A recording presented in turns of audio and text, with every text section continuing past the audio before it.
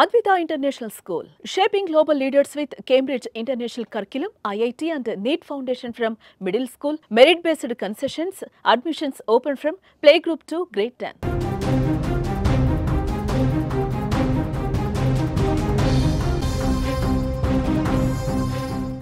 Breaking news చూస్తున్నాం. Ration card వినియోగదారులకు ప్రభుత్వం బిగ్ షాక్ ఇచ్చిందని చెప్పుకోవాలి. గత 6 నెలల్లో రేషన్ తీసుకుని వారి కార్డులు కట్ చేస్తున్నారు.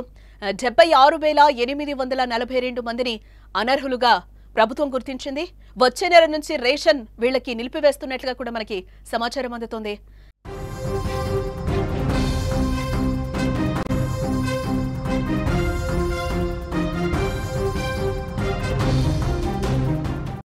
గత 6 నెలల్లో రేషన్ తీసుకోవడం లేదా?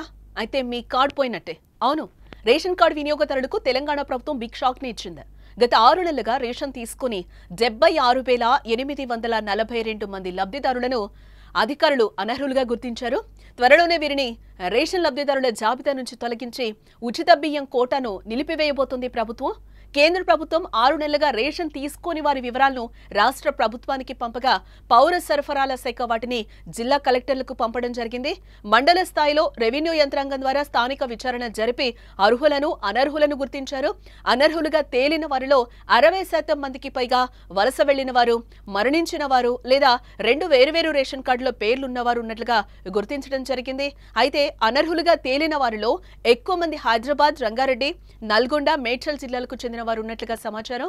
ఈ ఏరివేత ద్వారా రేషన్ వ్యవస్థలో పారదర్శకతను పెంచాలని ప్రభుత్వం లక్ష్యంగా పెట్టుకుంది. అందులో భాగంగానే అనర్హులకు రేషన్ నిలిపివేయాలని భావిస్తోంది.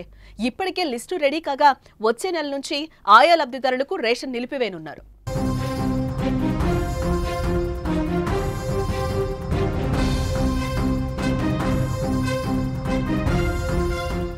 జూన్ 1 నుంచి 3 నెలలకు సరిపడా రేషన్ ఒకేసారి పంపిణీ చేస్తున్నారు.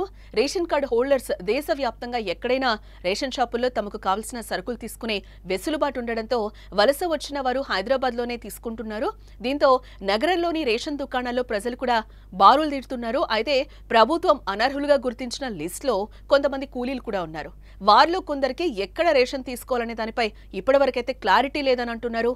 తెలంగాణ రేషన్ షాపుల్లో వేరే ప్రాంతాల వారికి రేషన్ ఇవ్వకుండా ఇబ్బందులు పెడుతున్న సందర్భాలు కూడా మనకు కనిపిస్తున్నాయి.